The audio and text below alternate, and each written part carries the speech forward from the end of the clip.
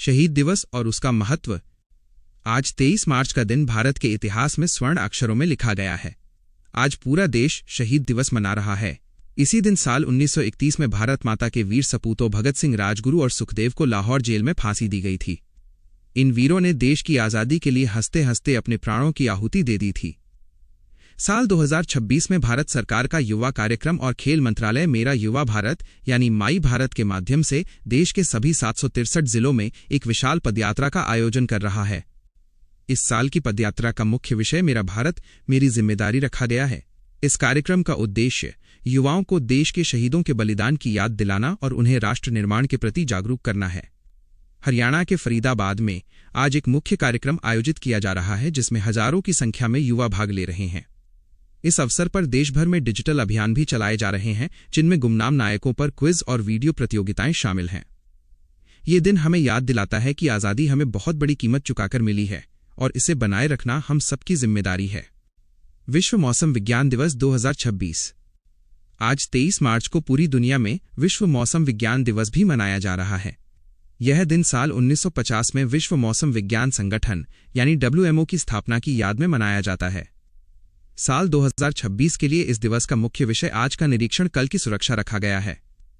इसका अर्थ है कि आज हम मौसम और जलवायु का जो सटीक डेटा इकट्ठा करेंगे, वही भविष्य में हमारे जीवन और संपत्तियों की रक्षा करने में मदद करेगा। दुनिया भर में जलवायु परिवर्तन एक बड़ी चुनौती बन गया है। ऐसे में सटीक मौसम पूर्वानुमान और प्रारंभिक चेतावनी प्रणालियां बहुत महत्वपूर्ण हो गई हैं। भारत में भी भारतीय मौसम विभाग यानी IMD अपनी तकनीकों को लगातार उन्नत कर रहा है, ताकि चक्रवात, बाढ़ और लू जैसी प्राकृतिक आपदाओं से होने वाले नुकसान को कम किया जा सके। Subscribe the channel. राष्ट्रीय समाचार और नई योजनाएं। आज की एक और बड़ी खबर वित्त मंत्रालय से आ रही है।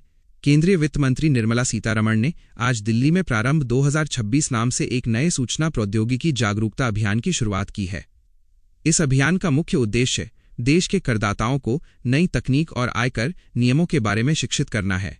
यह अभियान मिशन विकसित भारत के तहत नीतिगत सुधारों और जिम्मेदार कार्रवाई पर केंद्रित है। स्वास्थ्य के क्षेत्र में भी एक बड़ा बदलाव हुआ है। भारत सरकार ने भारतीय दंत चिकित्सा परिषद यानी DCI को समाप्त कर दिया है और उसकी जगह अब राष्ट्रीय दंत चिकित्सा आयोग यानी NDC का गठन किया गया है। ये नया आयोग देश में दंत चिकित्सा शिक्षा और सेवाओं की गुणवत्ता को सुधारने के लिए काम करेगा। संसद में आज ट्रांसजेंडर व्यक्तियों के अधिकारों के संरक्षण से जुड़े संशोधन विधेयक 2026 पर भी चर्चा हुई। कुछ विपक्षी नेताओं ने इस विधेयक के कुछ प्रावधानों पर चिंता व्यक्त की है और इसे और अधिक समावेशी बनाने की मांग की है।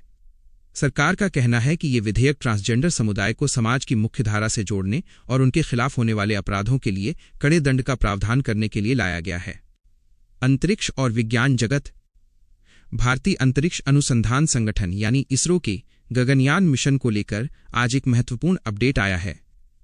ISRO के वैज्ञानिकों के अनुसार गगनयान मिशन का पहला मानव रहित परीक्षण यानी जीवन मिशन अब अपने अंतिम चरण में है। ये मिशन इसी साल पूरा होने की उम्मीद है। इस परीक्षण में व्योम मित्र नाम का एक रोबोट अंतरिक्ष में भेजा जाएगा, जो मानव सुरक्षा प्रणालियों की जांच करेगा। ISRO ने मार्च 2026 तक कुल 7 अंतरिक्ष मिशनों को पूरा करने का लक्ष्य रखा है, जिसमें कई महत्वपूर्ण उपग्रहों का प्रक्षेपण भी शामिल है। भारत अब दुनिया के उन चुनिंदा देशों में शामिल होने वाला है जो अपने अंतरिक्ष यात्रियों को खुद के रॉकेट से अंतरिक्ष में भेज सकेंगे। अर्थव्यवस्था और बैंकिंग। बैंकिंग क्षेत्र में बैंक ऑफ बड़ौदा ने आज एक नई सुविधा शुरू की है। बैंक ने स्वयं सहायता समूहों से जुड़ी महिलाओं के लिए UPI पर ओवरड्राफ्ट सुविधा की शुरुआत की है। यह सुविधा विशेष रूप से उन महिलाओं के लिए है जिनके पास प्रधानमंत्री जन धन योजना के तहत खाते हैं। इससे ग्रामीण क्षेत्रों में महिलाओं को अपनी छोटी मोटी वित्तीय जरूरतों के लिए तुरंत धन मिल सकेगा और वे आत्मनिर्भर बन सकेंगी। इसके साथ ही भारतीय रिजर्व बैंक ने भी डिजिटल भुगतान को और अधिक सुरक्षित बनाने के लिए नए दिशा निर्देश जारी किए हैं। खेल जगत की खबरें। टेनिस की दुनिया में मियामी ओपन से एक बड़ी खबर आ रही है। दुनिया के नंबर 1 खिलाड़ी कार्लोस अल्कराज को तीसरे दौर में एक बड़ा उलटफेर का सामना करना पड़ा है। उन्हें अमेरिका के सेबेस्टियन कोर्डा ने हरा दिया है। इस हार के बाद अल्कराज ने काफी निराशा व्यक्त की है। वहीं दूसरी ओर ऑस्ट्रेलिया की उभरती हुई खिलाड़ी तालिया गिब्सन ने इतिहास रच दिया है। वो साल 2022 के बाद पहली ऐसी ऑस्ट्रेलियाई महिला बन गई हैं जो एक ही सीजन में इंडियन वेल्स और मियामी ओपन दोनों के अंतिम 16 दौर में पहुंची हैं। क्रिकेट के मैदान पर भी भारतीय टीम अपनी आगामी सीरीज के लिए कड़ा अभ्यास कर रही है। घरेलू क्रिकेट में भी कई युवा खिलाड़ी शानदार प्रदर्शन कर रहे हैं, जिन्हें जल्द ही राष्ट्रीय टीम में मौका मिल सकता है। महत्वपूर्ण और पेचीदा प्रश्न उत्तर। यहाँ आज के घटनाक्रम पर आधारित कुछ महत्वपूर्ण और चुनौतीपूर्ण प्रश्न दिए गए हैं जो आपकी परीक्षाओं के लिए बहुत उपयोगी हो सकते हैं। प्रश्न 1। शहीद दिवस 2026 के अवसर पर आयोजित पदयात्रा का मुख्य विषय क्या रखा गया है? उत्तर, मेरा भारत मेरी जिम्मेदारी। प्रश्न 2। विश्व मौसम विज्ञान दिवस 2026 का आधिकारिक विषय क्या है? उत्तर, आज का निरीक्षण कल की सुरक्षा। प्रश्न 3। मार्च 2026 में किस संस्था ने भारतीय दंत चिकित्सा परिषद का स्थान लिया है? उत्तर, राष्ट्रीय दंत चिकित्सा आयोग। प्रश्न 4। प्रारंभ 2026 जागरूकता अभियान किस मंत्रालय द्वारा शुरू किया गया है? उत्तर, वित्त मंत्रालय। प्रश्न 5। किस बैंक ने हाल ही में महिलाओं के लिए यूपीआई पर ओवरड्राफ्ट सुविधा शुरू की है? उत्तर, बैंक ऑफ बड़ौदा।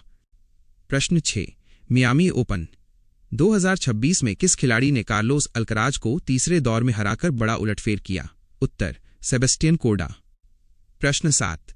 इसरो के उस रोबोट का नाम क्या है जिसे गगनयान के मानव रहित मिशन में भेजा जाएगा? उत्तर, व्योममित्र। प्रश्न 8। तालिया गिब्सन किस देश की खिलाड़ी हैं जिन्होंने मियामी ओपन के अंतिम 16 में जगह बनाई है? उत्तर, ऑस्ट्रेलिया। प्रश्न 9। शहीद दिवस पर फरीदाबाद में आयोजित मुख्य कार्यक्रम का नेतृत्व किस मंत्रालय ने किया? उत्तर, युवा कार्यक्रम और खेल मंत्रालय। प्रश्न 10। भारत के वर्तमान विदेश मंत्री कौन हैं जिन्होंने हाल ही में कई अंतर्राष्ट्रीय समझौतों पर चर्चा की है? उत्तर, डॉक्टर एस जयशंकर। उम्मीद है कि आज का यह विस्तृत विवरण आपके YouTube चैनल के लिए बहुत उपयोगी साबित होगा। हम हर दिन इसी तरह की महत्वपूर्ण खबरें आपके लिए लेकर आते रहेंगे। Subscribe the channel.